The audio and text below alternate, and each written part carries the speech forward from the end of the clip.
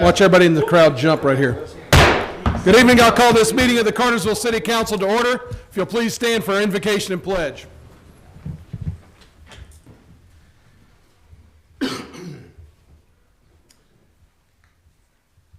Join me as we pray.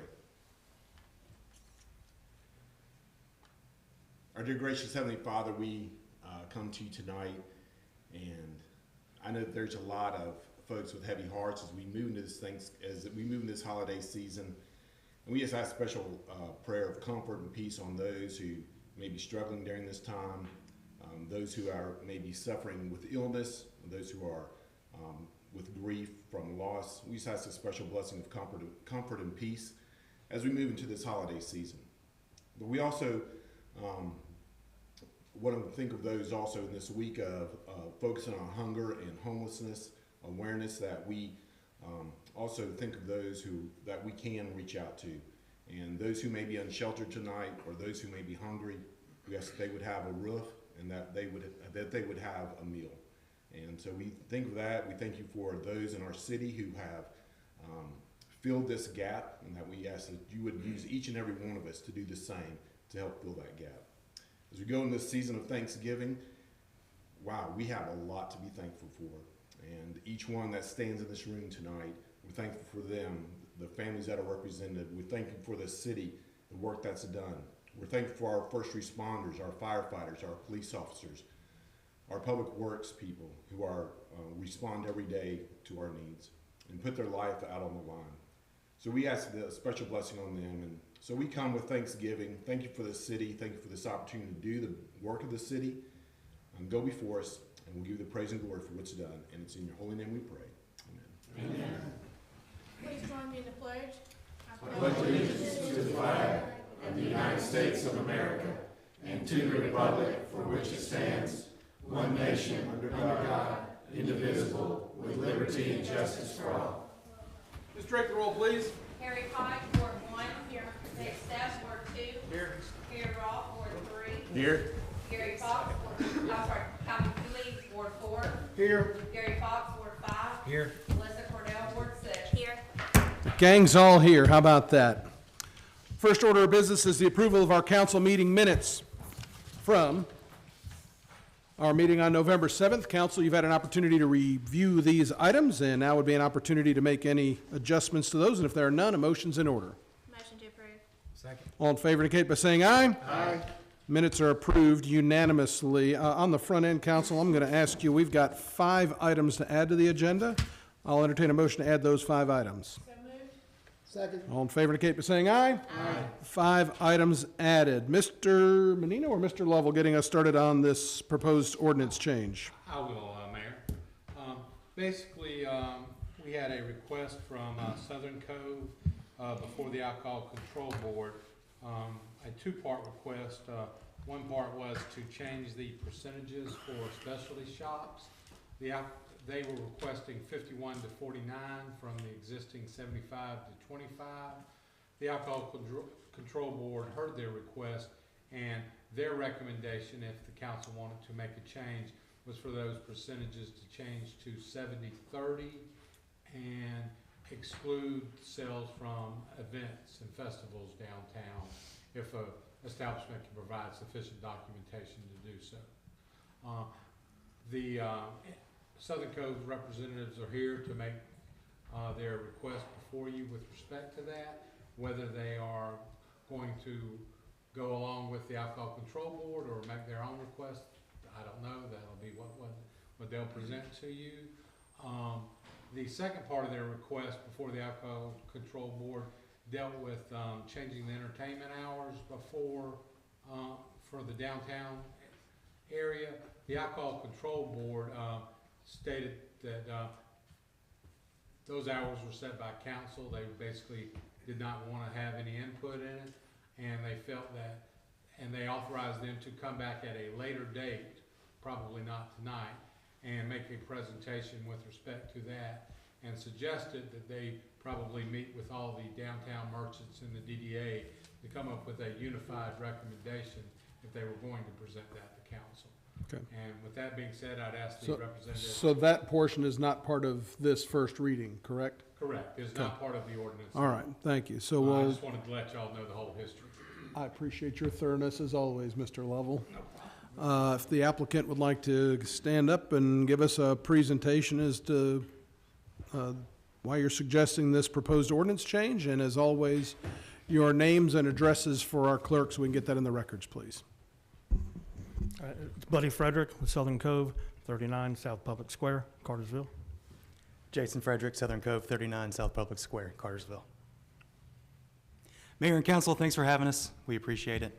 I'm going to let my father kind of jump in. He put a lot of data together, so I'm not going to steal that thunder.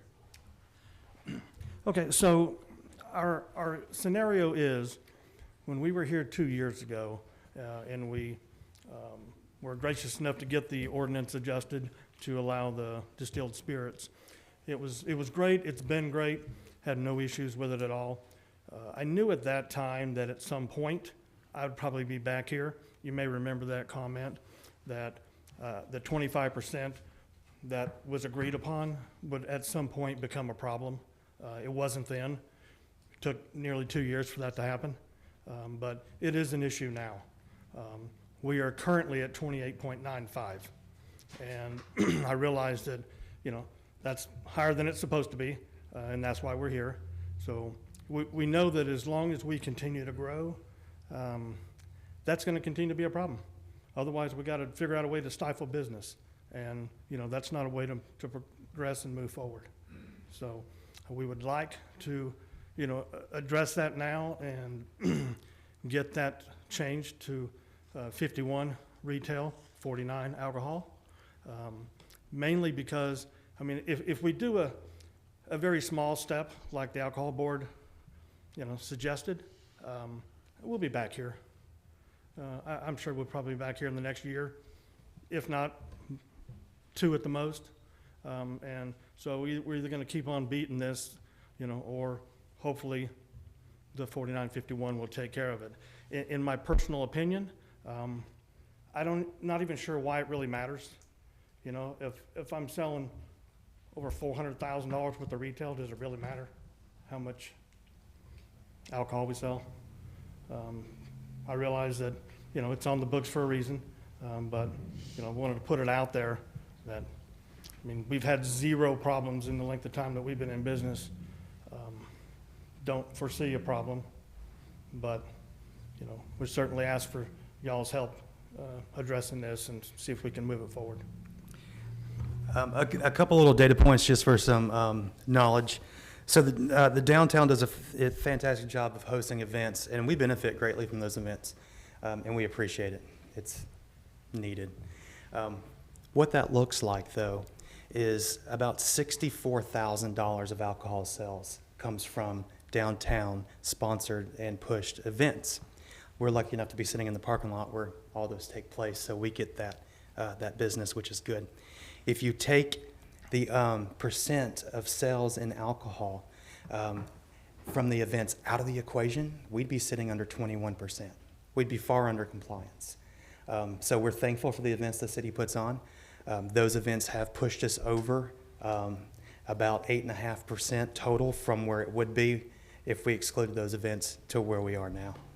So a little bit of history of the numbers. So did I hear you correctly that if there was a way to just exclude those event numbers, that you really wouldn't need the percentage changed at all? Well, no, we didn't say that, but I. No, that's what you just said, that's what I heard. No, I didn't say You just said you were at 21% Well, if no. you took those. No, Did that you is not say correct. that? No, I did not say we wouldn't need it changed at all. No, but what I said was, That's what you said. if it were 21%, by allowing it to back out the actual event stuff, you'd be Right. at 21%. Correct. Which means you still have 4% under the current ordinance to be in compliance. That's a great way to put it, and that is correct. Thank you. However, the request to change does not negate, because within that 4% buffer, 4.5% buffer, like my father stated, we'd be in front of you guys again, I fear, sooner than later. Or probably by next year, if not. Yeah. Any questions for us? I'll just make a statement. It appears at this pace, within a couple of years, you'll want 75% alcohol sales, and then at some point, it's gonna be a very minimal retail shop and a more alcohol sales type situation. If it continues to grow the way it's growing in the last 2 years. So that's very presumptuous to state. Number one, we're a retail store, we're not a bar. That's why we don't scream from the rooftops in every bit of advertising we do, hey, come to Southern Cove and drink. We advertise, come to Southern Cove and shop. And when people come in, they always say, I didn't know you had a bar. That's because we don't scream it from the mountaintops. That's for you to discover when you come in and shop. If we wanted to go that route, our marketing would be different. That's not the route we want to go. So that is speculating, rubbing a crystal ball, if you will. There's no way we can say that would happen because we're not pushing to be 75 or 80 or 90% bar. All we're doing is trying to get out from under the thumb of a rule that is holding us back or keeping us in front of you guys more often than all of us would like. But back to my comment, Jace, if you're selling $400,000 or $500,000 worth of retail, does it matter? Does it really matter? I mean, he's got a point. Based off of a retail store downtown, if you compare our sales to the other shops in our general area, we're probably somewhere on the higher end of most, maybe not the top, but on the higher end.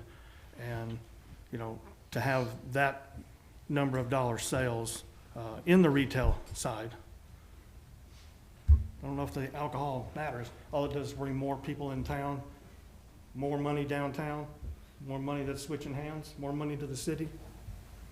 I'm not seeing a problem, but. I'll close with this. If you haven't been in the store, or you haven't been in the store lately or recently, come in before you make a decision.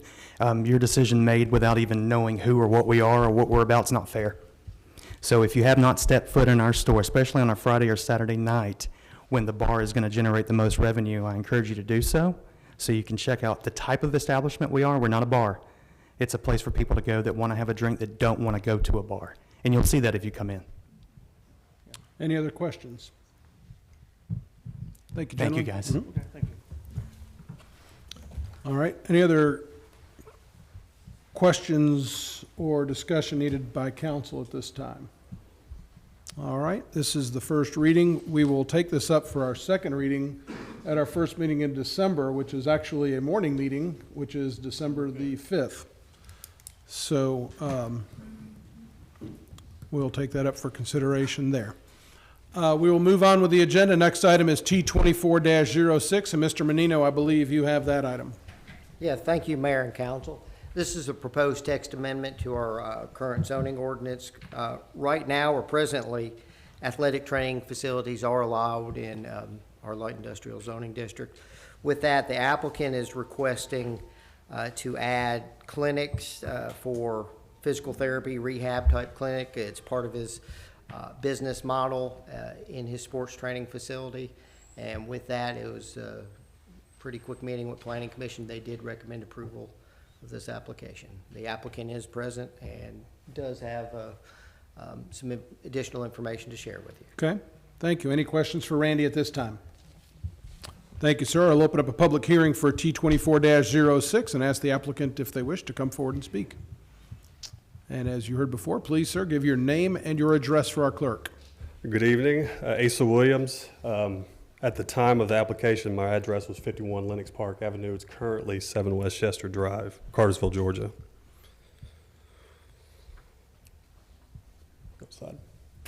BFD Performance and Recovery is scheduled to open next month in December, but the true formation was molded several years ago back during my playing days. My senior year at Reinhardt University, just 11 games into our season, I had what I was told a season-ending, and for that matter, a career-ending knee injury during our first conference game of that season. Because of this injury, I was thrusted into a world of physical therapy and a new role with my team as a player coach, assisting our pitching coach as needed with our younger pitchers and catchers. This is where my love of coaching, all things sports performance, health, and assisting athletes becoming the best versions of themselves was first born. Upon graduating Reinhardt in the spring of 2016, I found a job related to my major, but after just a year of working, I found myself very unfulfilled in that career. Thus, in 2017, with some encouragement from my wife, I went back to school to obtain a new major and simultaneously became a community coach for Cartersville baseball team. 2 years later, in 2019, with a new major and 2 years of coaching under my belt, I found myself doing something that I loved and something that I was passionate about, working a full-time job in the medical field and becoming the pitching and catching coach at Cartersville. Because of the congruence of these two different but very ever-colliding industries, I've molded my coaching career around a confidence and health-centered approach. For pitchers, more than any other position in the field, confidence is the foundation to success, and arm health is quintessential to both individual and overall team success. I tell my pitchers, you've only got one arm during your career, you must treat it as such.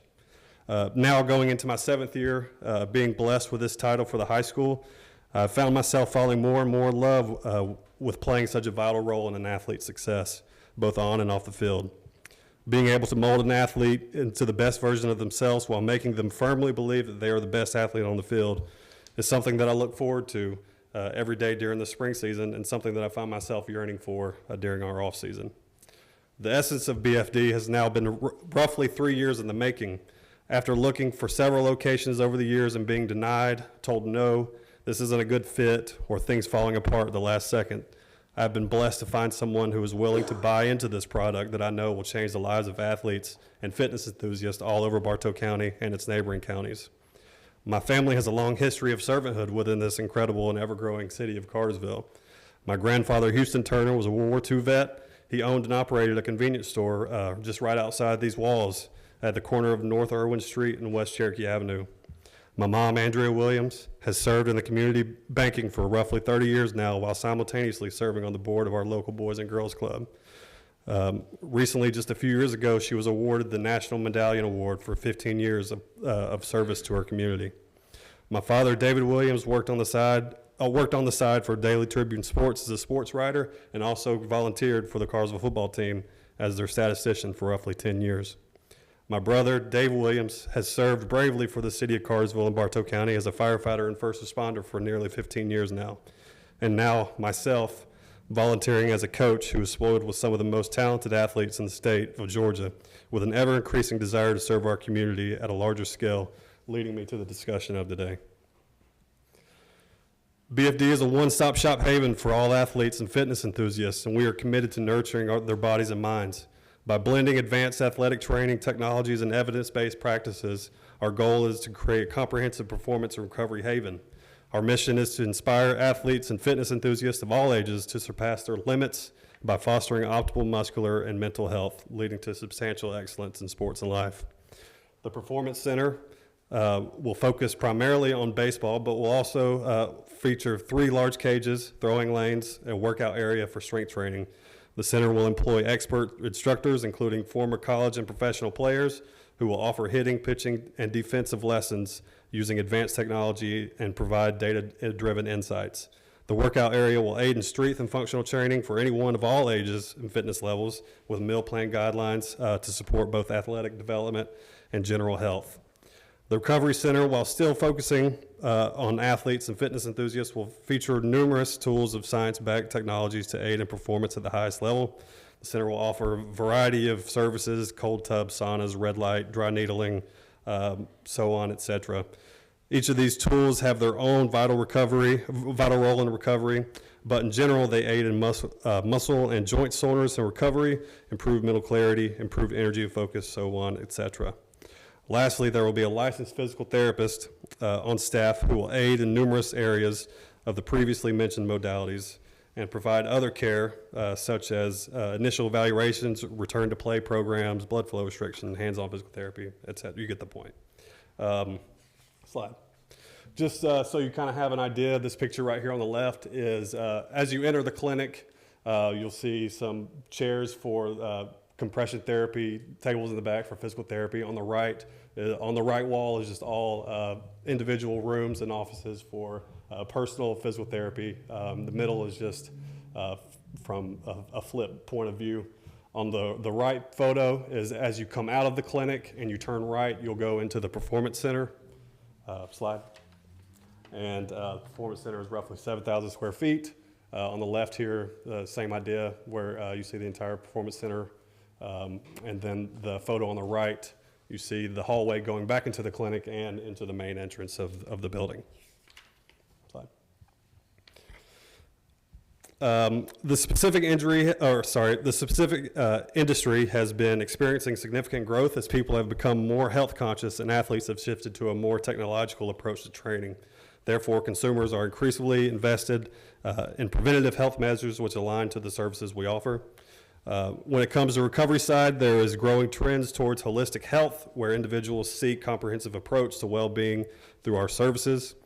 Customers are looking more for a one-on-one personalized performance and wellness solutions tailored to their unique needs.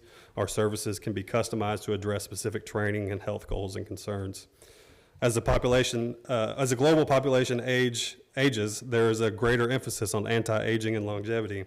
Strength training, cold tubs, saunas, etc., all appeal to this demographic. Our target market will primarily be athletes and fitness enthusiasts between the ages of 14 and 60 years old. The lifestyle of this demographic will be strongly active and sports-centered and made up of high school, college, and professional athletes along with health and fitness enthusiasts of ages between 25 and 60. But like I've mentioned earlier, I don't want to undercut the potential growth of my business, so we have offered various physical therapy and modality options to anyone with any kind of specific need. And this brings me to the question here at hand before the text amendment. Why am I using industrial building? Like I mentioned before, what I'm building is a one-stop shop for athletes where they can find everything that they need to be a top performer under one roof. Typically, and from my experience in my younger playing days, you would have to go to all different separate locations. You'd need to go to a park or an indoor facility for cages, a different facility for lessons or practice, a separate gym for personal training, then another location for physical therapy, so on and so on. Today, many other businesses are following this model of designing everything under one roof, thus providing efficiency and convenience for both players and their parents. Some examples of this is Peak Kinetic Athletic Performance, which is located in Ringgold, Georgia. These are other businesses that also use an industrial or warehouse type building. Pinnacle Performance, which is in Peachtree Corners, the Hill Baseball Performance in Atlanta, and Maven Baseball Lab in also in Atlanta. Traffic concerns. So in my original conversation with Zach Arnold, he raised the main point of concern being regular vehicle traffic, stating that typically uses that drive regular vehicle traffic are kept out of industrial areas to limit the commingling of heavier use activities such as trailers, dump trucks, etc. However, I will note the other permitted uses that are listed within this light industrial zoning class that would draw similar vehicle traffic. Adult entertainment establishments, amateur radio transmitter, brew pub, breweries, cheerleading gym facilities, and other athletic training facilities, animal clinic or hospital, indoor firing range, indoor recreational facility, offices, religious institutions, schools, tattoo and body piercings, parlors. Slide. Also, as you see in this picture, the neighboring business on the right side, AGI, is within 200 feet from the main entrance of my facility, and they share a parking lot with my customers, so there's a similar vehicle there. My customers will drive down the east side of the building, which is the right side of the building, to enter the building, whereas for tractor trailers or heavier equipment, we'll drive down Conyers Industrial on the west side of the building to access the rear for deliveries. Slide. According to the Georgia Department of Transportation's traffic analysis, the data application in 2023, at a data point that's roughly 0.3 miles from the intersection of River Drive and Old Mill Road, they calculated that an annual average daily traffic rate of roughly 16,000 vehicles, only 3.33% of them were large, heavy vehicles. I'm looking at number 6, on the right-hand side, number 6 and down. These all include tractor trailers, dump trucks, cement trucks, trash trucks, etc. Therefore, because of these 3 main points, I do not foresee any direct conflict with heavier traffic with any of my customers. Thanks. Can you Any provide questions? us a few more details? I appreciate it. Thank you, Asa. Is there any other questions or comments? Is it targeted to a certain age? Yes, so it's roughly, our target market is going to be between 14 and 60. Athletes will be the younger side, and again, like I've said, I don't want to undercut a specific demographic, so we're going to welcome anyone that needs any kind of health needs or anything like that. So that mean all sports? All sports, yes, sir. Very good. Any other questions? Thank you, sir. Yes, sir, thank you. And we are in the midst of a public hearing for T24-06. Anybody else wishing to speak for or against may step forward and do so at this time. Seeing none, I'll close the public hearing for T24-06. And again, council will have this at a second reading on December 5th, which a reminder, that is a 9 o'clock meeting time here in these council chambers because the Christmas parade is that evening.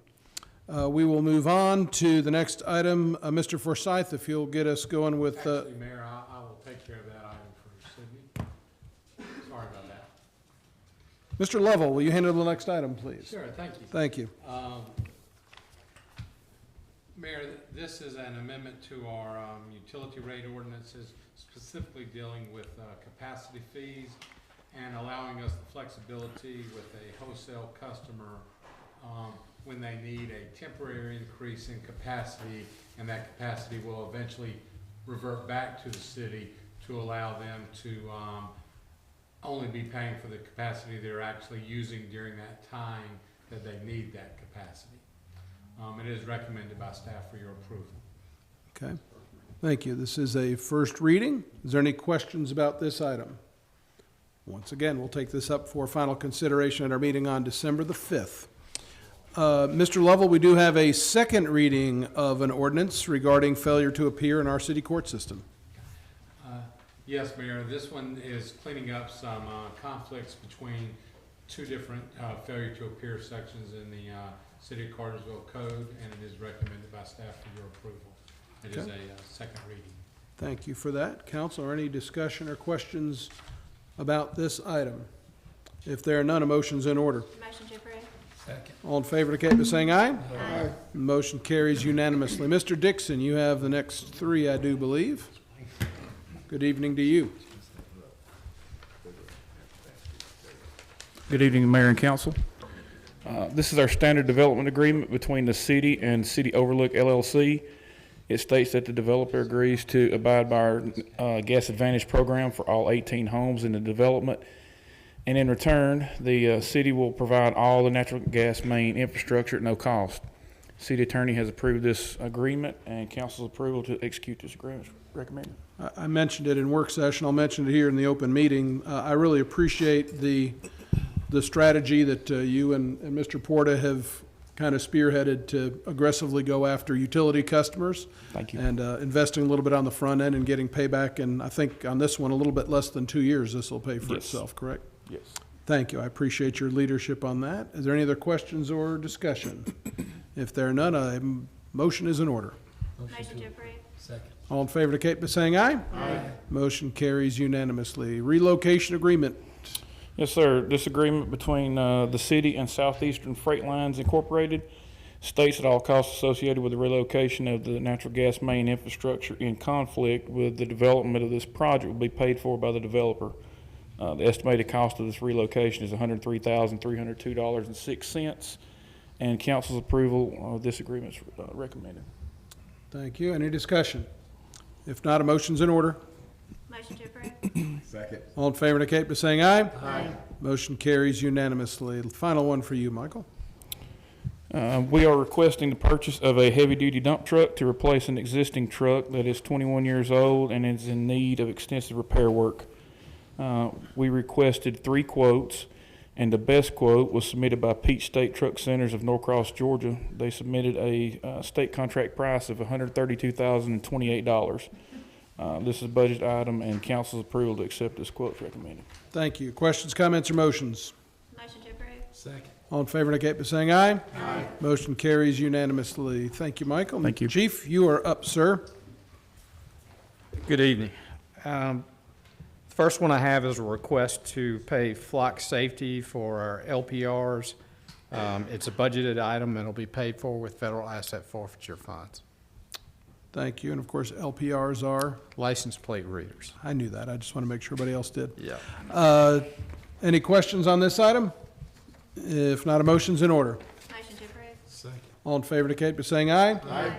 Motion carries unanimously. Next item, please, Okay, Chief. the next one is purchase of Lexipol software, which will help us with our state certification and our CALIA certification. Basically, it provides us continuous updates on state law, federal law, case law, and it helps us draft our policies. So we stay basically ahead of all the changes. And the total cost of it is $34,643.03. And then each year after that, it's $22,853.20. And it'll be paid for with federal asset forfeiture funds. Okay, thank you. Any questions for Chief on this item? If there are none, a motion's in order. Motion to approve. All in favor indicate by saying aye. Aye. Motion carries unanimously. Thank Thank you. you, Chief. Mr. Greer, you're up. Mr. Bagley, you're on deck. Good evening, Mayor and Council. This item is the yearly support renewal for our Barracuda email archive appliance. It's where we store all of our city emails. This is $12,000 from Converge Technology Solutions, and it is a budgeted item, and we recommend this for your approval. All right, thank you. Any questions for Stephen on this? If not, a motion's in order. Motion to approve. All in favor indicate by saying aye. Aye. Motion carries unanimously. Mr. Bagley. Yes, sir. My first item is the approval for the City Calendar Printing Award to a new Dimension Graphic Design and Printing. The total cost remains the same from last year, $15,769.91, and this is a budgeted item. Thank you. And ahead of that motion, I'll give you a moment. Is there voting for the pictures going on now, or is that? It has closed, and it is out to some city staff and council members for voting, for selection. Yes, sir. Very good. All right. Any other questions or discussion? If not, a motion. Motion to approve. Second. All in favor indicate by saying aye. Aye. Motion carries unanimously. Next item, Logan. Yes, sir. Next will be the Everbridge notification system renewal. This is the annual renewal for our citizen alert system, which is $14,377.14, and this is also a budgeted item. Thank you. Questions, comments, or motions? Motion to approve. Second. All in favor indicate by saying aye. Aye. Motion carries unanimously. Thank you, sir. Mr. Forsyth, you are up. Good evening, Mayor and Council. Was Keith going to handle these for you too, or? He is welcome to. I'm just kidding. Go ahead. The first item is the annual blanket purchase order request for our treatment chemicals at both the water treatment and water pollution control plant. We've requested bids from various chemical suppliers with prices to be held firm through October 31st of 2025. Overall, the prices are lower than they were last year, so we're expecting to spend less this year. That's great. Depending on the flows. But, this is recommended for your approval. Thank you. Questions, comments, or motions? Motion to approve. Second. All in favor indicate by saying aye. Aye. Motion carries unanimously. Cherokee Circle water main replacement. Yes, sir. This is a replacement of approximately 2,000 feet of small diameter galvanized water line on Cherokee Circle, which also extends into Indian Trail down to Etowah Drive. We opened bids on that. We had about 6 bidders on that, and the low bid was HD Excavation and Utilities of Dallas for $618,008. This is a budgeted expense recommended for your approval. What is the time frame for the beginning of that project? As quick as we can get contracts drawn up. Okay. It will likely be, it'll probably be in January. Okay, thank you. Before it starts. Any other questions? If not, a motion's in order. Make a motion to approve. Second. All in favor indicate by saying aye. Aye. Motion carries unanimously. Thank you. Next item, please.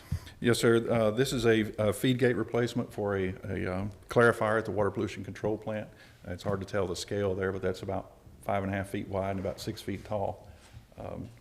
The current one is about 34 years old, I believe, and it no longer seals, so it essentially leaks around it. This controls the flow out of a secondary clarifier there. We opened bids for that. The low bid was from TDH Company for $21,285. It's a budgeted maintenance expense. Recommended for your approval. Thank you. Questions, comments, or motions? Motion to approve. Second. All in favor, indicate by saying aye. Aye. Motion carries unanimously. Next one, please. Yeah, so this is a transformer purchase for a biosolids sludge dryer that we're installing at the water pollution control plant. The electric department actually spec'd and bid this out for us, and they will purchase it on our behalf.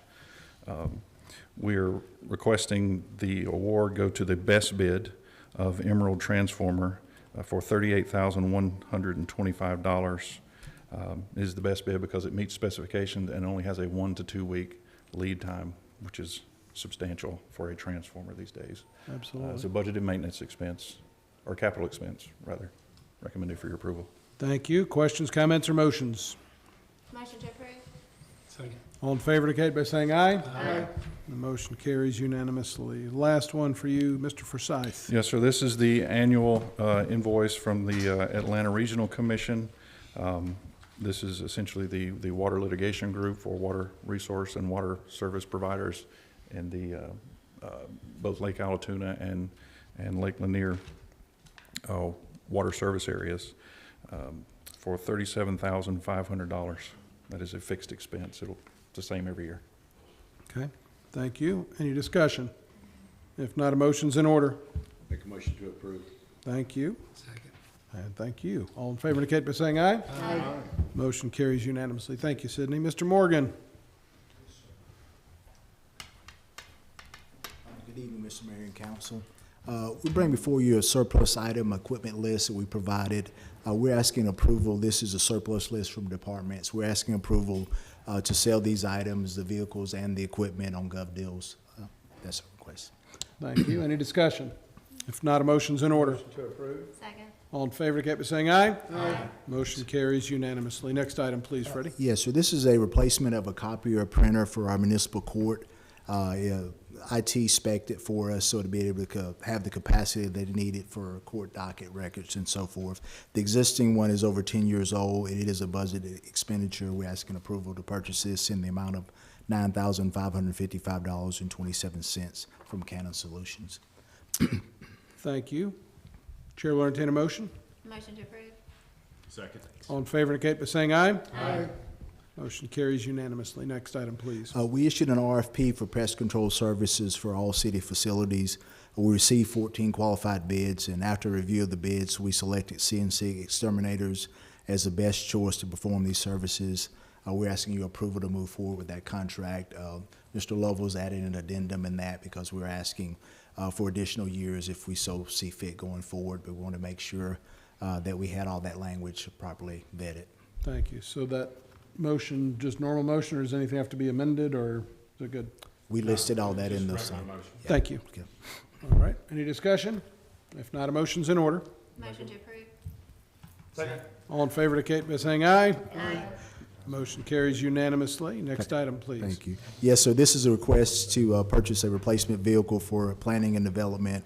We're replacing a 2006 F-150 with approximately 83,000 plus miles on it. It's a budgeted expense. It's a 2025 Chevrolet 1500 four-wheel drive. We're purchasing from Buster Miles Chevrolet in the amount of $43,602. Thank you. Questions, comments, or motions? Motion to approve. Second. All in favor indicate by saying aye. Aye. Motion carries unanimously. The last one for you, Freddie. Yes, sir. This is a replacement vehicle for Finance Department. We're replacing a 2013 F-150 with approximately 195,000 plus miles on it. It's a budgeted replacement. We're asking to replace it with a 2024 Ford Explorer from Prater Ford in the amount of $38,340. Thank you. Questions, comments, or motions? Motion to approve.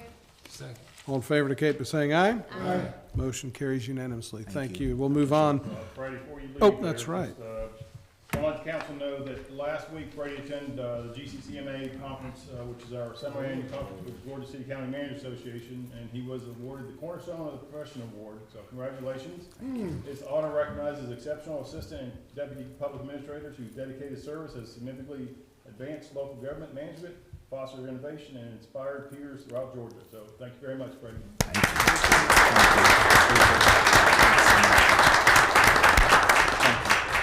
They made an excellent choice. You better win it next year, too. Now on to the added items, or at least some of them. Mr. Lovell, we've got a property swap of sorts. Yes, Mayor. The New Leaf Walk subdivision in the county is needing to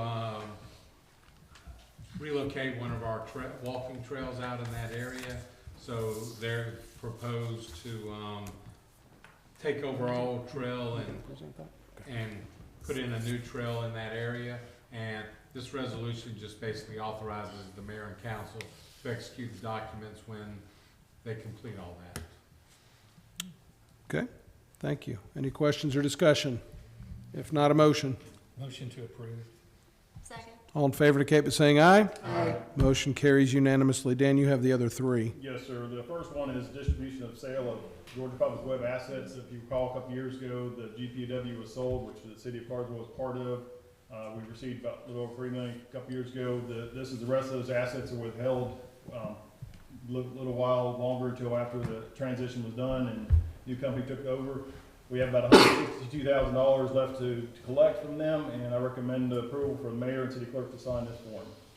Thank you. Questions, comments, or motions? Motion approved. Second.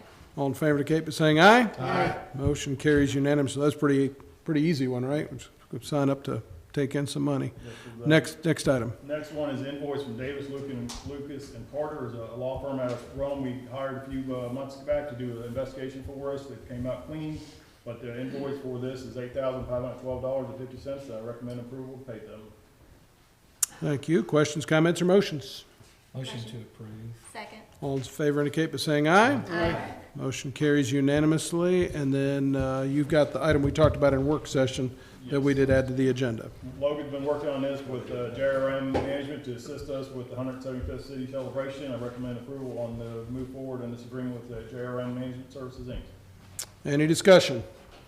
If not, a motion is in order. Motion to approve. All in favor indicate by saying aye. Aye. Motion carries unanimously. Mr. Reinhardt, the finance report. Honorable Mayor and Council, we will be looking at the September 2024 and comparing to September 2023. The general fund revenues increased over last year by $400,000. Expenses increased by $3.4 million. Areas of revenue in the general fund I look at on a monthly basis. Local option sales tax have a decrease there of about $183,000. Building permits and inspection fees is decreased there of about $401,000. In the water and sewer fund, revenues increased over last year by $856,000. Expenses decreased by $163,000. This is due to increased personnel expenses, decreased operating expenses, decreased debt service expenses, decreased capital expenses, and increased transfers to the general fund. In the gas fund, revenues decreased over last year by $541,000. Expenses increased by $173,000. This is due to increased personnel expenses, increased operating expenses, decreased cost of purchase of gas, decreased capital expenses, and increases in the transfers to the general fund. In the electric fund, revenues increased over last year by $1.7 million. Expenses decreased by $87,000. This is due to decreased personnel expenses, increased operating expenses, decreased cost of purchase of electricity, and increased capital expenditures. In the stormwater fund, revenues decreased over last year by $44,000. Expenses decreased by $84,000. This is due to decreased personnel expenses, increased operating expenses, and decreased capital expenses. Solid waste fund, revenues decreased over last year by $173,000, and expenses increased by $65,000. This is due to increased personnel expenses and increased operating expenses. And finally, in the fiber optics fund, revenues increased over last year by $130,000. Expenses increased by $340,000. This is due to increased personnel expenses, increased operating expenses, and increased capital expenses. And the cash position, total unrestricted funds increased over the prior month, and the total restricted cash balances decreased. And the SPOS account, SPOS 2014, has a balance of $237,015.23. SPOS 2020 account is $14,209,936.99. Thank you. Comments? Just a reminder of obviously doing well during this year, obviously first 3 months of the year, just want to remind Mayor and Council on the general fund, you see a negative balance, but that is because of Fire Station 5, which we're using the $16.5 million we received from the sale of the industrial park. That's our portion of it so far. There is some additional money that we should be getting in the future. That's part of that money being spent also for the recreation center, which we're kind of working with the architect now, as well as the architect on the City Hall. So that you're going to continue seeing that because we did plan on going this year to reuse the reserves to help pay for those new buildings. But everything else is going fine. Thank you, Tom, for you guys' work. Thank you. Any other questions about the financial report? Just a quick question. Tom, the 2020 SPOS balance, that balance, we've already paid out for the silent crossings, correct? So that. Yes. And That was 1.9 million Yeah. roughly. I think we purchased a fire truck as well. Yes. Yes, way So that's- early in so the that's process, yes. Yeah, we've actually, last year, Tom and I got together, we actually put majority of that money into the Georgia Fund 1, made about $500,000 in interest on that, because setting aside for Dr. Perry and other road projects, so I'm trying to keep that money until we need it. We're gonna earn We'll business put on a it. CD on the docket run, Well, 5-year CD. So I mean, thanks for bringing that up, guys. So why it's as a topic, where are we? Are we at right-of-way acquisition out there? no, you're still a couple years away probably for that. We're really looking into, and Wade's not here, but I was on the call the other day, we're looking at like 27, probably for right away, 26, 27 for right away acquisition. The state has delayed again. Yeah. Perfect, all right. Is there any more And studies that we have to do? speaking of delays, go ahead. To be honest, if it starts in 2027, I would imagine the archaeological, environmental, wetland studies will all have to be updated before that project's done. I think those cost you about $300,000 or $400,000 in total last time, so I would imagine probably closer to $6 this time. I think DOT reimbursed us for that, did they? We did get some money for some of that, but I think that pot's kind of running dry, so as much we've asked. It's their dang fault. No, I know. I don't disagree with you there. Speaking of delays, update on the quiet zone. The quiet zone, so CSX Railroad, of course, as you asked, we did pay them several months ago, and we've been pushing them, but they're on their own time frame. And we've been told that the first meeting for pre-construction probably won't be until January, because they've got so much, their staff has so much vacation time in November and December, so I would anticipate it's at the first quarter of 25, probably looking at maybe April, May of 25, that hopefully we will see those completed. Very good.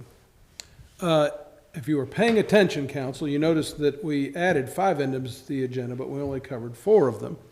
There's reason for that. I have a proclamation here. It's going to be a bit of a challenge for at least one person in this room, because I need Scott Singer, who's recording this, to come to the podium, please.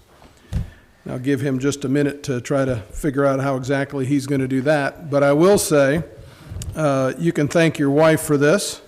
I have a proclamation here that says, whereas Scott Singer has been covering Cartersville City Council meetings from his time at WBHF, Prestige Cable 4, Adelphia, and now Workhorse Video Productions, and whereas this meeting is the 500th meeting that Scott has covered. And during that time, he's had 3 mayors, Sam Smith, Mike Fields, and yours truly, and there have been approximately 15 city council members in that time.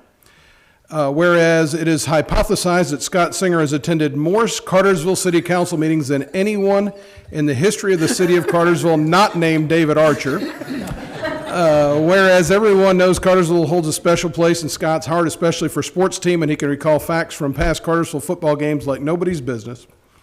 Whereas in recent years, Scott has turned his attention to his daughter Daly's sports endeavors. When he's not coaching her in basketball, he's on the sidelines keeping the book, and he's her #1 fan. And whereas in covering these meetings, he's logged thousands of miles and spent countless hours away from Daly and his wife Erin, also a WBHF and Prestige Cable fame. Now therefore, I, Matthew J. Santini, Mayor of Cartersville, do hereby proclaim November 1st, 2024 as Scott Singer Day in Cartersville in recognition of his time bringing Cartersville City Council meetings to the community. Thank you.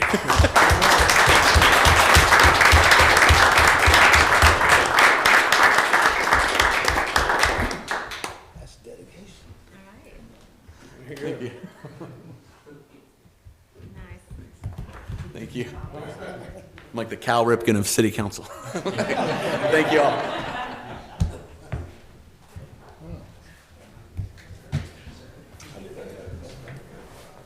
Very good. Is there any other business that needs to come before the City Council this evening? If not, I will remind everybody that city offices will be closed next Thursday and Friday. If you are a garbage customer on Thursday and Friday, put your stuff out Monday. It might take until Tuesday. Those folks deserve time off too. It'll all be fine, I can assure you of that. And also know that while the city offices are closed, there's an awful lot of folks from utilities and Public Works and Public Safety that will be working diligently through that time so we can enjoy our time away, and we owe them a debt of gratitude in that as well. So, other than that, Cartersville plays at home tomorrow night, maybe the last home game for the football this season, since they'd have to go on the road the following week. So we would say go Canes and ask everybody to support the home team. That being said, Chair will entertain a motion to adjourn. So moved. We're adjourned.